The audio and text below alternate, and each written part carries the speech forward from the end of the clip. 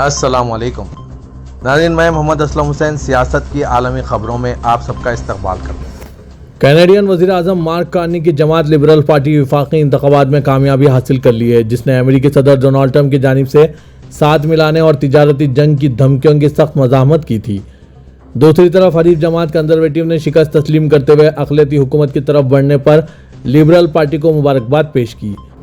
امریکی خبر رساں ادارے ایسوسیٹ پریس کے مطابق آج ہوئے انتخابات کے ابتدائی نتائج کی مناسبت سے امکان ہے کہ کنزرویٹو کے مقابلے میں لبرل پارٹی 343 زیادہ نشستیں حاصل کر لے۔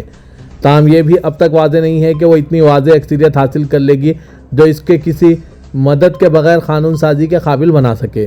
سیاسی لحاظ سے اس وقت تک لبرل پارٹی کی صورتحال شدید کمزوری سے دوچار تھی جب تک امریکی صدر نے کینیڈا کی معیشت پر حملہ نہیں کیا تھا اور اس کی خود مختاری کو خطرے میں ڈالنے کی کوشش نہیں کی تھی۔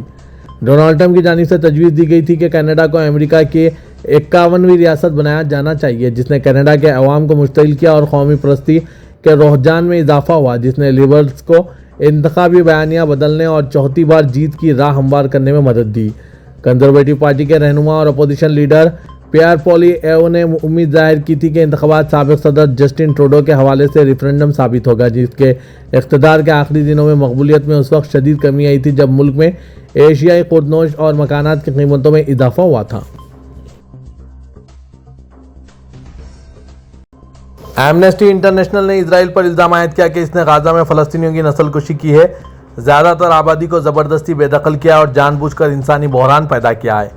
اپنی سالانہ رپورٹ میں ایمنسٹی نے الزام لگایا کہ اسرائیل نے غزہ سے فلسطینیوں کا خاتمہ کرنے کے لیے مخصوص ارادے کے ساتھ کام کیا اور اس طرح نسل کشی کا ارتکاب کیا۔ اسرائیل نے ایمنسٹی، دیگر انسانی حقوق کی تنظیموں اور بعض ریاستوں کی جانب سے غزہ میں جنگ کے دوران نسل کشی کے الزامات کو مسترد کر دیا۔ ایمنسٹی کی سیکریٹری جنرل ایگنس کالامارڈ نے کہا، ریاستیں بے بس نظر آئیں جیسا کہ وہ کچھ نہیں کر سکتی، جبکہ اسرائیل نے ہزاروں فلسطینیوں کو قتل کیا، پوری نسلوں کے خاندانوں کو ختم کر دیا، مکانات، دکانوں، اسپتالوں اور اسکولوں کو تباہ کر دیا۔ ایمنسٹی کی رپورٹ میں واضح کیا گیا ہے کہ اسرائیلی جارحیت نے غزہ کے زیادہ تر فلسطینیوں کو بے گھر، بھوکا، جان لیوا بیماریوں کے خطرے میں ڈال دیا اور انہیں طبی دیکھ بھال، بجلی یا صاف پانی تک رسائی سے محروم کر دیا۔ ایمنسٹی نے کہا کہ 2024 کے دوران اس نے اسرائیل کی جانب سے متعدد جنگی جرائم کو دستاویزی شکل دی، جن میں شہریوں اور شہری مقامات پر براہ راست حملے اور غیر متناسب اور اندھادھند حملے شامل ہیں۔ اردنی موبائل بیکری غزہ کی پٹی میں فلسطینیوں کے لیے ہر ہفتے لاکھوں روٹیاں فراہم کر رہی ہے، کیونکہ اسرائیل کی ناکہ بندی جاری ہے، جس کی وجہ سے مارچ کے وسط سے امداد کو علاقے میں داخل ہونے سے روک دیا گیا۔ یہ بیکری غزہ میں ان چند لوگوں میں سے ایک ہے جو ابھی تک کام کر رہی ہے، جس نے آٹے کی شدید قلت کے درمیان تقریباً 20 لاکھ فلسطینیوں کو خوراک فراہم کرنے میں مدد جاری رکھے ہوئے ہیں، جس نے زیادہ تر زندہ بچ جانے والے بیکریوں کو بند کرنے پر مجبور کر دیا ہے۔ اردن نیوز ایجنسی نے رپورٹ کیا ہے کہ روزانہ 19 گھنٹے کام کرتے ہوئے اس نے صرف گزشتہ ہفتے میں تقریباً 3,90,000 روٹیاں تیار کی، کیونکہ یہ جاری اسرائیلی حملوں کے نتیجے میں محدود رسائی کے باوجود آبادی کو فوری خوراک کی ضروریات کو پورا کر رہی ہے۔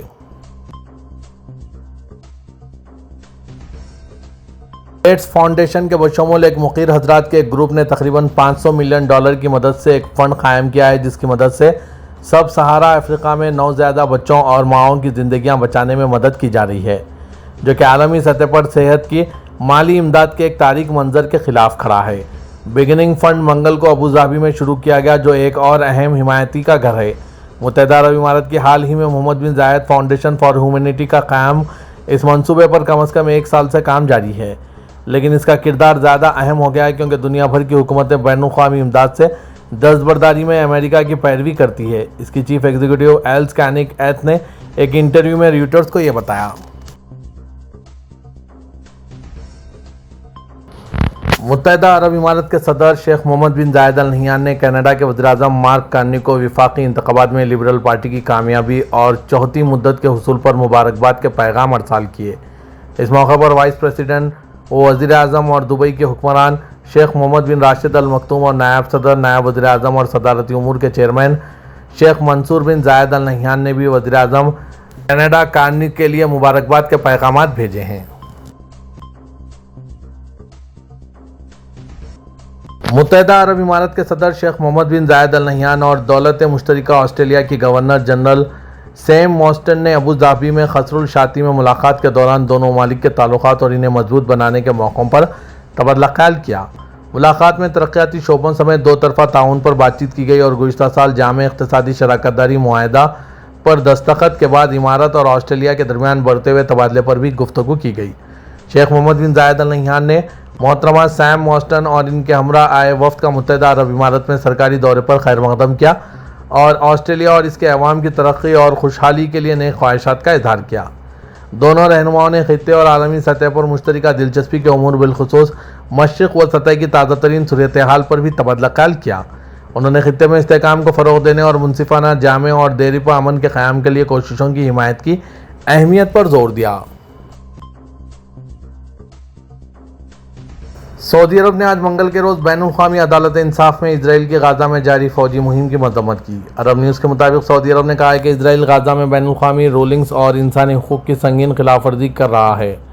عدالت میں اظہار خیال کرتے ہوئے مملکت کے نمائندے محمد سعود ناصر نے کہا ہے کہ اسرائیل بین الاقوامی عدالت انصاف کے احکامات کو مسلسل نظر انداز کر رہا ہے۔ ان کا کہنا تھا کہ غزہ میں اسرائیل کی خلاف ورزیوں کا کوئی جواز نہیں۔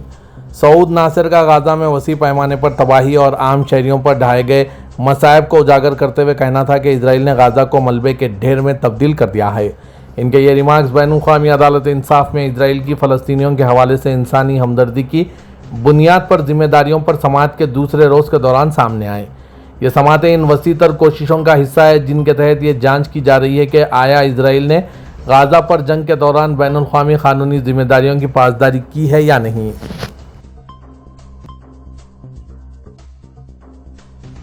متحدہ عرب امارات کے شہر راس الخیمہ اور عمان کے دارالحکومت مسقط کو تارکین وطن کے لیے دنیا کے چوٹی کے 10 دوستانہ ترین شہروں کی فہرست میں شامل کیا گیا ہے۔ عرب نیوز کے مطابق انٹرنیشنز کی ایز آف سٹیلنگ ان 2024 انڈیکس کے 56 لاکھ ممبر ہیں اور وہ خود کو تارکین وطن کا سب سے بڑا عالمی نیٹ ورک کہتے ہیں۔ اس نیٹ ورک میں 53 شہری ہیں جن کی 3 کیٹیگریز ہیں جن میں کلچر اینڈ ویلکم، مقامی لوگوں کا دوستانہ رویہ اور فائنڈنگ فرینڈز شامل ہیں۔ راس الخیمہ کو نمبر 5 پر اور مسقط کو 10ویں نمبر پر رینک کیا گیا۔ دبئی کو 11ویں اور سعودی دارالحکومت ریاض کو 12ویں نمبر پر رینک کیا گیا۔ اسی طرح ابوظہبی کو 14ویں اور قطر کے دارالحکومت دوحہ نے 15ویں نمبر پر جگہ بنائی۔ انڈیکس کے مطابق راس الخیمہ اور مسقط نے انڈیکس پر اچھا پرفارم کیا لیکن وہ تارکین وطن کے ثقافت میں گھلنے ملنے میں آسانی اور لوگوں کے دوستانہ رویے کی وجہ سے فہرست میں اوپر ابھرے۔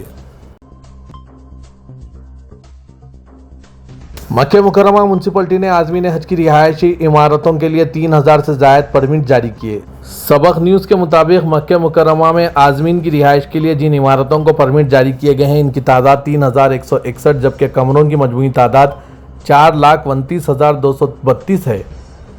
میونسپلٹی کا کہنا ہے کہ عازمین کی رہائشی عمارتوں کے لیے معیار مقرر کیے گئے ہیں جن کی جانچ کے بعد متعلقہ تفتیشی ٹیم پرمٹ جاری کرنے کی منظوری دیتی ہے۔ جن عمارتوں کے لیے پرمٹ جاری کیے گئے ہیں ان میں 18,71,336 عازمین کی رہائش کے انتظامات ہیں جو مقررہ معیار کے مطابق ہیں۔ حاضرے کے حج 2025 کا باقاعدہ آغاز ہو گیا ہے۔ مختلف ممالک سے عازمین حج کی پہلی پرواز آج منگل کو مدینہ منورہ پہنچ گئی ہے۔ پہلی پرواز کی آمد کے ساتھ ہی روزانہ کی بنیادوں پر عازمین کی آمد کا سلسلہ جاری رہے گا۔ وہ عازمین جو قبل از اپنے ملکوں سے براہ راست مدینہ منورہ پہنچ رہے ہیں ان کی واپسی جدہ حج ٹرمینل سے ہوگی جبکہ جدہ آنے والے عازمین حج کے بعد مدینہ منورہ سے واپس جائیں گے۔ سعودی عرب میں ریاض ایئر کے سی ای او ٹونی ڈوگلس نے کہا ہے کہ سعودی start up career in Boeing طیاروں کو خریدنے کے لیے تیار ہے جن کی چینی ایئر لائن کو فروخت امریکہ اور چین کے درمیان بڑھتی ہوئی تجارتی جنگ کے باعث تعطل کا شکار ہو گئے ہیں۔ بوئنگ ان درجنوں طیاروں کو کسی دوسرے ملک کی ایئر لائن کو بیچنے پر غور کر رہا ہے جن کی فروخت چین اور امریکہ کے درمیان ٹیرف کی جنگ کے بعد مسائل کا شکار ہے۔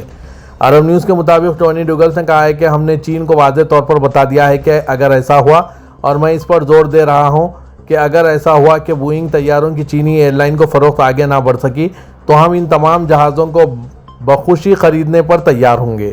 بوئنگ کمپنی نے پچھلے ہفتے حیران کن طور پر عوامی سطح پر یہ بات کر دی ہے کہ جیٹ طیاروں کی مصروف مارکیٹ میں خریداروں کی کوئی کمی نہیں۔ ریاض ایئر جسے سعودی عرب کے پبلک انویسٹمنٹ فنڈ کی حمایت حاصل ہے اپنے رسمی افتتاح سے قبل بوئنگ اور ایئر بس دونوں کمپنیوں کو جہاز خریدنے کے آرڈر دے رہا ہے۔ پاکستان کے ڈپٹی وزیر اعظم و وزیر خارجہ اسحاق ڈار نے کہا ہے کہ ہندوستان کشیدگی میں اضافہ کرنا چاہتا ہے اور اگر ایسا ہوا تو پاکستان کی طرف سے سخت جواب دیا جائے گا۔ آج منگل کو سائنٹ میں خطاب کرتے ہوئے انہوں نے کہا کہ ہماری معلومات کے مطابق انڈیا کشیدگی میں اضافہ کرنا چاہتا ہے. ہم پہل نہیں کریں گے، لیکن اگر کسی نے ایسا کیا تو اینٹ کا جواب پتھر سے دیں گے. اس کا کہنا تھا کہ انڈیا پاکستان کے خلاف بیانیہ بنانے میں فیل ہوا اور پہلگام واقعے کا ثبوت فراہم کرنے بھی ناکام ہو گیا ہے. اسحاق ڈار نے کہا کہ سندھ طاس معاہدے کو یک طرفہ طور پر تبدیل نہیں کیا جا سکتا.